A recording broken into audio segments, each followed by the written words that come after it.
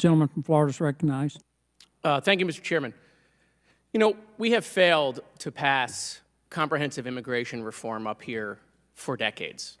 But if you listen to the witnesses, some of them, and if you listen to my colleagues, you would think the world didn't begin until President Biden was elected. You would think it was dinosaurs, the wheel, Jesus, the world was flat, the world was round, Biden was elected, every problem. Like nothing happened before. You know, people pretend like everything was just perfect. But you know what? One of my colleagues, when bringing up statistics, showed why this is a farce. She brought up that President Obama deported more people than President Trump. In fact, President Obama deported more people in each term than President Trump. Well, hold on a second. If the border wasn't a problem until President Biden was elected, then how were we deporting all of these people in administrations before Trump was elected? It's because this situation has been going on for decades. So stop lying to the American people that none of this happened until President Biden was elected. Yes, my colleagues passed H.R. 2. They did. It was a wonderful messaging bill. They knew when they passed it, it was dead on arrival in the Senate.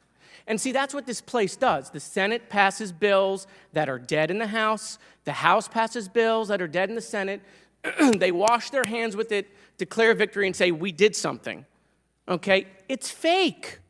You don't pass a bill that you know the other chamber isn't going to take and say, solve the problem. And it goes for the Senate, too. It's just not on the House. And by the way, there were some good policies in H.R. 2.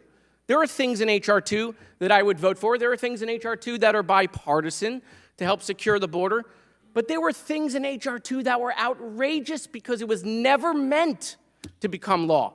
There are things in H.R. 2 that would potentially prevent Jews escaping the Holocaust from coming into the country. Because there's all sorts of changes to asylum. There's all sorts of, if you travel through a third country, you can't come in. There's all sorts of language in there that, again, was never meant to become law. And I don't think my colleagues, by the way, put that in there because they would want to prevent Jews from coming into this country.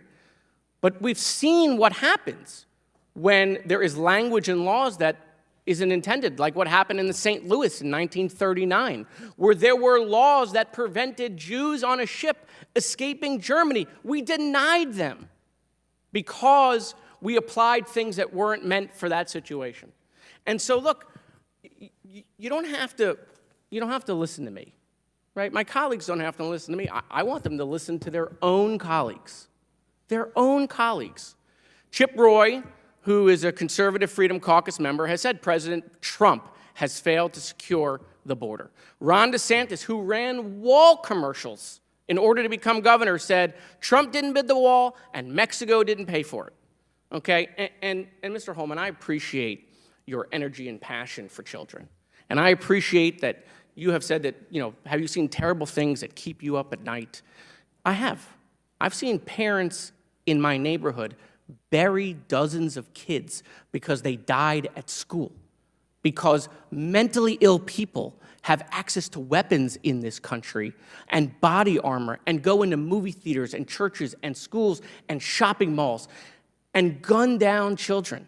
You want to talk about a wall? You're talking to a wall. They're a wall. They don't want to help kids. By the way, they don't want to solve this issue either. Again, don't listen to me. Just listen to the speaker, who was caught on a call the other day saying that we can't solve the border crisis until after the election. By the way, here's Congressman Troy Niels giving it all away. Let's read this. Let me tell you, he's talking about immigration, let me tell you, I'm not willing to do a darn thing right now to help a Democrat, to help Joe Biden's approval rating. I will not help the Democrats try to improve this man's dismal approval ratings. I'm not going to do it. He's saying he's not going to do anything on the border. And he's from Texas, which needs help. He's not going to do anything because he doesn't want to give Joe Biden a win. You have members of this committee that have threatened to vacate the speaker again if they do anything on the border. Senator John Thune has said this is a unique opportunity. He said when Trump was president and Republicans controlled both chambers, they couldn't get done the policies that are being discussed now. So look, I'm willing to do stuff on the border. I'm willing to do it. But they're not willing to do it because they're doing what people hate about this place. They want to use it to raise money. They want to use it to politicize it. But they don't want to solve the issue. There's a deal on the table. Gentleman's time They has can solve the expired. issue. Thank you, Mr. Chairman. Mr. Chairman.